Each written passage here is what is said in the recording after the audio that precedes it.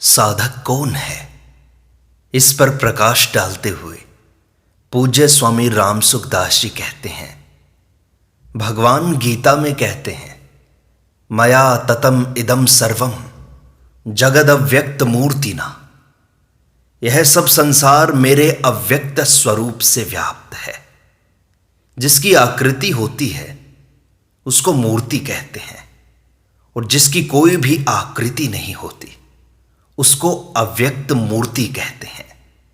जैसे भगवान अव्यक्त मूर्ति हैं, ऐसे ही साधक भी अव्यक्त मूर्ति होता है। साधक शरीर नहीं होता, ऐसी बात ग्रंथों में आती नहीं, पर वास्तव में बात ऐसी ही है। साधक भाव शरीर होता है, वह योगी होता है, भोगी नहीं होता। भोग और योग का आपस में विरोध है। भोगी योगी नहीं होता और योगी भोगी नहीं होता। साधक कोई भी काम भोग बुद्धि अथवा सुख बुद्धि से नहीं करता, अपितु योग बुद्धि से करता है। समता का नाम योग है। समत्वम योग उच्यते। समता भाव है, अतः साधक भाव शरीर होता है। स्थूल शरीर प्रतिक्षण बदलता है। कोई ऐसा क्षण नहीं है जिस क्षण में शरीर का परिवर्तन न होता हो। परमात्मा की दो आकृतियां हैं।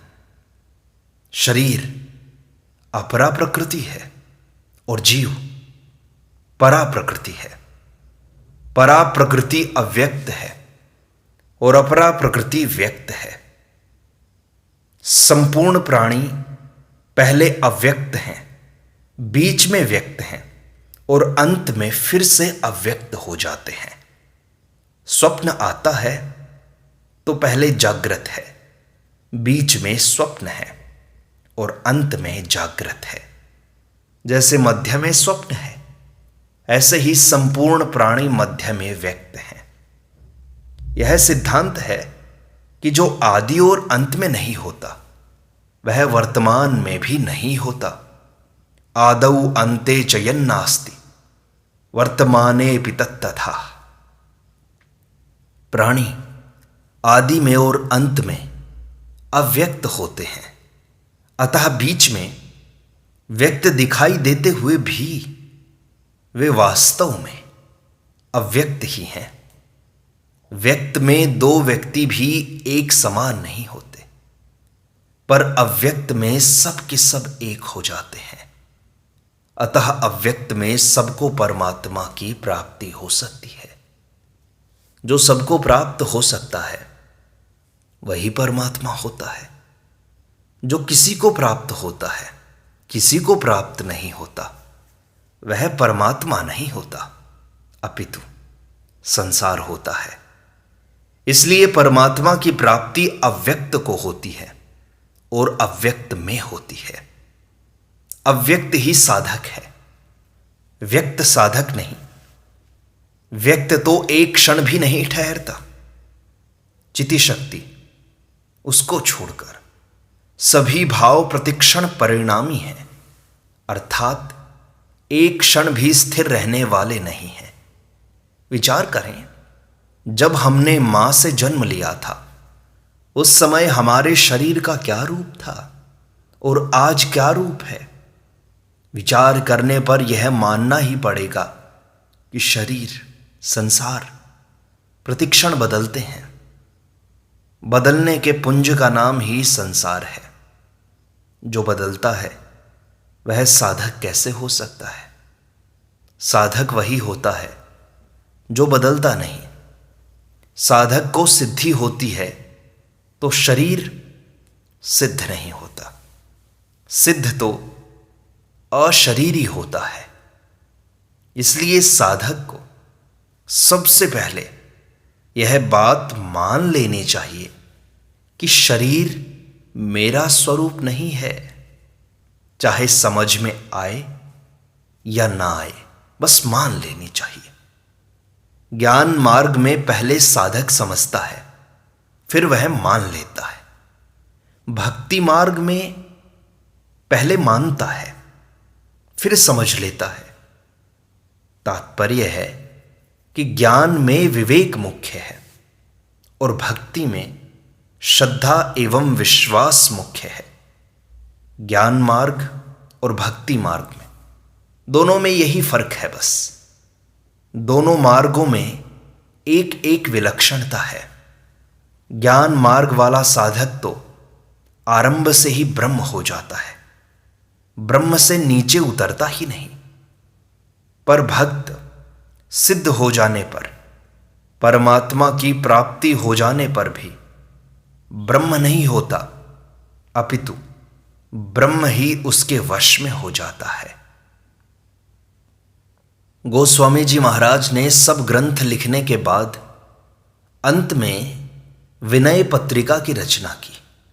उसमें वे छोटे बच्चे की तरह सीता मां से कहते हैं कि सिद्ध भगवत प्राप्त होने पर भी भक्त अपने को सदा छोटा ही समझते हैं। वास्तविक दृष्टि से देखा जाए तो ऐसे भक्त ही वास्तव में ज्ञानी हैं। गीता में भी भगवान ने गुणातीत महापुरुष को ज्ञानी नहीं कहा, प्रत्युत अपने भक्त को ही ज्ञानी कहा है। भगवान ने ज्ञान मार्गी को सर्वज्ञ भी नहीं कहा, प्रत्युत भक्त को ही सर्वविद कहा है। स सर्वविद भजति माम सर्वभावेन भारत। गोस्वामी जी महाराज ने कहा है, प्रेम भक्ति जल बिन रघराई, अभी अंतर मल कबहू न जाई। भक्ति के बिना भीतर का सूक्ष्म मल मिटता नहीं है। वह मल मुक्ति में तो बाधक नहीं होता, पर दार्शनिकों और उनके दर्शनों में मतभेद पैदा करता है।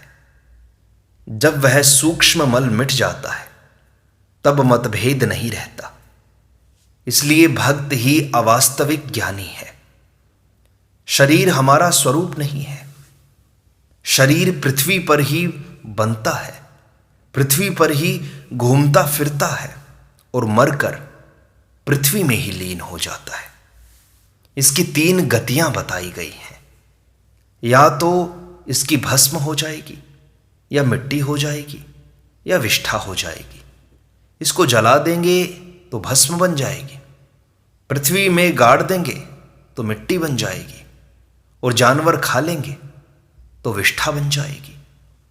इसलिए शरीर की मुख्यता नहीं है, अपितु अव्यक्त स्वरूप की मुख्यता है। कहा भी तो है, भूमा अचल शाश्वत अमल, समठोस है तू सर्वदा। यह देह है पोला घड़ा, बनता बिगड़ता है सदा। इसलिए वास्तव में साधक अव्यक्त होकर ही भगवान का भजन करते हैं। एक पांच भौतिक शरीर होता है और एक अव्यक्त भाव शरीर होता है। भजन ध्यान वास्तव में भाव शरीर से ही होता है। भजन नाम प्रेम का है, प्रेम भाव शरीर से ही होता है। अतः वास्तव में अव्यक्त मूर्ति ही भगवान में प्रेम करता है, भगवान का भजन करता है, भगवान में तल्लीन होता है। उसी को भगवान मीठे लगते हैं, भगवान की बात अच्छी लगती है, भगवान की लीला अच्छी लगती है, भगवान का नाम उसे अच्छा लगता है। भगवान ने कहा है कि यह जीव अनादिकाल से मेरा ही अंश है। ममैवांशो जीवलोके जीवभूतः सनातनः। यहाँ मम एव अंशः, यह कहने का तात्पर्य है कि जैसे शरीर में माता पिता दोनों का अंश है, ऐसे जीव में प्रकृति का अंश नहीं है, अपितु केवल मेरा ही अंश है। प्रकृति का अंश शरीर तो प्रकृति में ही स्थित रहता है, पर जीव परमात्मा का अंश होते हुए भी परमात्मा में स्थित नहीं रहता। वह अपने आप को संसार में स्थित मान लेता है, भगवान में स्थित नहीं मानता। वह प्रकृति में स्थित शरीर, इंद्रियां, मन, बुद्धि को अपना स्वरूप मान लेता है। मनः षष्ठानि इंद्रियाणि प्रकृतिस्थानि कर्षति। इसलिए मैं शरीर से रहित हूं। यह बात उसकी समझ में नहीं आती। मनुष्य की सबसे बड़ी कोई भूल है तो यही है कि वह प्रतिक्षण बदलने वाले शरीर को अपना स्थायी रूप मान लेता है, भगवान को अपना नहीं मानता। भगवान ने गीता के आरंभ में शरीर और शरीरी का वर्णन किया है। शरीरी अर्थात शरीर वाला आत्मा, जिसका तात्पर्य साधक मात्र को यह बताना है कि तुम शरीर नहीं हो। वास्तव में साधक न शरीर है और न शरीरी है। साधक का स्वरूप तो सत्ता मात्र है। पर समझाने की दृष्टि से भगवान ने स्वरूप को शरीरी नाम से कहा है। कारण कि संसार में जैसे धन के संबंध से मनुष्य धनी कहलाता है, ऐसे ही शरीर के संबंध से स्वरूप शरीरी कहलाता है। जैसे धन का संबंध न रहने पर धनी मनुष्य तो रहता है, पर उसका नाम धनी नहीं रहता, ऐसे ही शरीर का संबंध न रहने पर शरीरी तो रहता है, पर उसका नाम शरीरी नहीं रहता। इसी तरह एक ही स्वरूप क्षेत्र के संबंध से क्षेत्रज्ञ, दृश्य के संबंध से दृष्टा और साक्ष्य के संबंध से साक्षी कहलाता है। पर वास्तव में स्वरूप न तो शरीर है, न शरीरी है, न क्षेत्र है, न क्षेत्रज्ञ है, न दृश्य है, न दृष्टा है, न साक्ष्य है, न साक्षी है, प्रत्युत चिन्मय सत्ता मात्र है। एक बात यहां विशेष समझने की है कि जैसे धन के कारण धनी है, ऐसे शरीर के कारण शरीरी नहीं है। कारण कि जैसे धन और धनी दोनों एक जाति के हैं, ऐसे शरीर और शरीरी दोनों एक जाति के नहीं हैं। जैसे धनी का धन में आकर्षण होता है, ऐसे शरीरी का शरीर में कभी आकर्षण नहीं होता। प्रत्युत आकर्षण की मान्यता होती है। धनी में तो धन की मुख्यता है, पर शरीरी में शरीर की मुख्यता है ही नहीं। धन के विकार तो धनी में आते हैं, पर शरीर के विकार शरीरी में कभी नहीं आते। इसलिए धन से संबंध विच्छेद होने पर धनी रोता है, पर शरीर से संबंध विच्छेद होने पर शरीरी अखंड अपार असीम आनंद का अनुभव करता है। धन और धनी के विवेक से मुक्ति नहीं होती, पर शरीर और शरीरी के विवेक से मुक्ति हो जाती है। इसलिए धन के संबंध विच्छेद से धनी मुक्त नहीं होता, अपितु निर्धन अथवा विरक्त हो जाता है। पर शरीर के संबंध विच्छेद से शरीरी सदा के लिए मुक्त हो जाता है। कारण कि शरीर संसार का बीज है, अतः जिसका शरीर के साथ संबंध है उसका संसार मात्र के साथ संबंध जुड़ा हुआ है। शरीर से संबंध विच्छेद होने पर संसार मात्र से संबंध विच्छेद हो जाता है।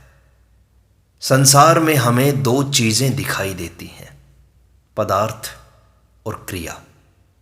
ये दोनों ही प्रकृति के कार्य हैं। साधारण दृष्टि से हम लोगों को संसार में पदार्थ प्रधान दिखाई देता है, पर वास्तव में क्रिया प्रधान है, पदार्थ प्रधान नहीं है। पदार्थ में हरदम परिवर्तन ही परिवर्तन होता है, तो फिर क्रिया ही हुई, पदार्थ कहाँ हुआ? क्रिया का पुंज ही पदार्थ रूप से दिखाई देता है। वह क्रिया भी बदलने वाली है। ये क्रिया और पदार्थ प्रकृति का स्वरूप है, हमारा स्वरूप नहीं है। हमारा स्वरूप क्रिया और पदार्थ से रहित अव्यक्त है। जैसे हम मकान में बैठे हुए हैं तो मकान अलग है, हम अलग हैं, इसलिए हम मकान को छोड़कर चले जाते हैं। ऐसे ही हम शरीर में बैठे हुए हैं, शरीर यहीं पड़ा रहता है, हम चले जाते हैं। मकान पीछे रहता है, हम अलग हो जाते हैं, तो वास्तव में हम पहले से ही उससे अलग हैं। ऐसे ही हम शरीर से अलग हैं, वास्तव में हम शरीर में रहते ही नहीं, प्रत्युत अपना रहना मान लेते हैं। इसलिए भगवान ने कहा है, अविनाशी तु तद विद्धि येन सर्वम मिदम ततम। अविनाशी तो उसको जान जिससे यह संपूर्ण संसार व्याप्त है। तात्पर्य है कि स्वरूप सर्वव्यापी है, एक शरीर में सीमित नहीं है। जब तक वह शरीर के साथ अपना संबंध मानता है तब तक वह साधक है। शरीर का संबंध सर्वथा छूटने पर वह सिद्ध हो जाता है। शास्त्र में आता है कि देव होकर देव का भजन करना चाहिए। देवो भूत्वा यजेत देवम। इसलिए अव्यक्त होकर ही अव्यक्त परमात्मा का भजन करना चाहिए। शरीर तो क्षण प्रतिक्षण बदलता है, पर साधक क्षण प्रतिक्षण बदलने वाला साधक थोड़े ही है। क्षण प्रतिक्षण बदलने वाला मुक्त कैसे होगा, नित्य कैसे होगा? स्वरूप का कोई विनाश नहीं कर सकता। पर शरीर विनष्ट हुए बिना नहीं रहता।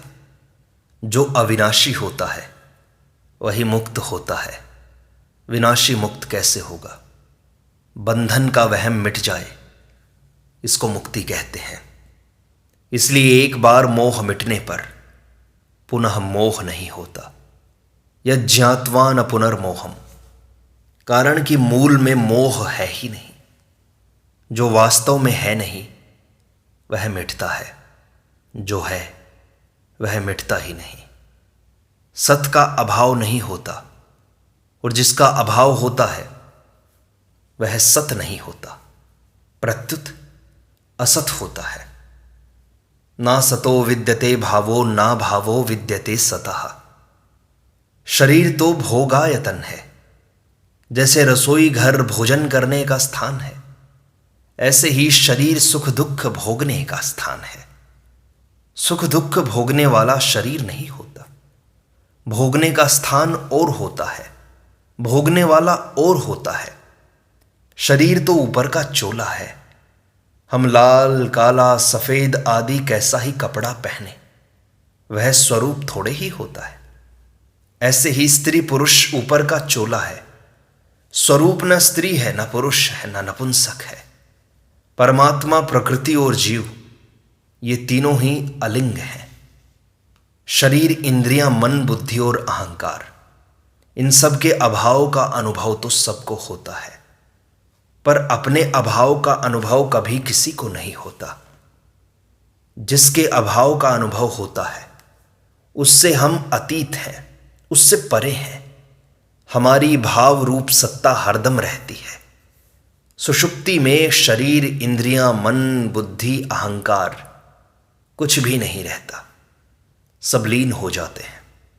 कोई भी व्यक्ति ऐसा नहीं कहता कि सुषुप्ति में मैं मर गया था, अब जी गया हूं। सुषुप्ति में हम रहते हैं, तभी तो हम कहते हैं कि मैं बड़े सुख से सोया, कि कुछ पता भी नहीं चला। सुषुप्ति में भी हमारा होनापन ज्यों का त्यों था, कारण कि हमारी सत्ता अहंकार के अधीन नहीं है, बुद्धि के अधीन नहीं है, मन के अधीन नहीं है, इंद्रियों के अधीन नहीं है, शरीर के अधीन नहीं है। हमारी सत्ता स्वतंत्र है। स्थूल, सूक्ष्म और कारण सब शरीरों का अभाव होता है। पर हमारा अभाव नहीं होता, इसलिए हमारा स्वरूप निराकार है।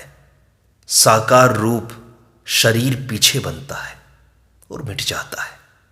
हम निराकार रूप से हैं, पर शरीर रूप से अपने को साकार मानते हैं। यह मूल में भूल होती है। इस भूल का हमें प्रायश्चित करना है। प्रायश्चित करने में 3 बातें हैं। पहली, अपनी भूल को स्वीकार करें कि अपने को शरीर मानकर मैंने भूल की। दूसरी, अपनी भूल का पश्चाताप करें कि मनुष्य होकर मैंने ऐसी भूल की। और तीसरी, ऐसा निश्चय करें कि अब आगे मैं कभी भूल नहीं करूंगा, अर्थात अपने को कभी शरीर नहीं मानूंगा। ये 3 बातें होने से प्रायश्चित हो जाता है और साधक अपने वास्तविक अव्यक्त स्वरूप में स्थित हो जाता है। यही है साधक का वास्तविक स्वरूप।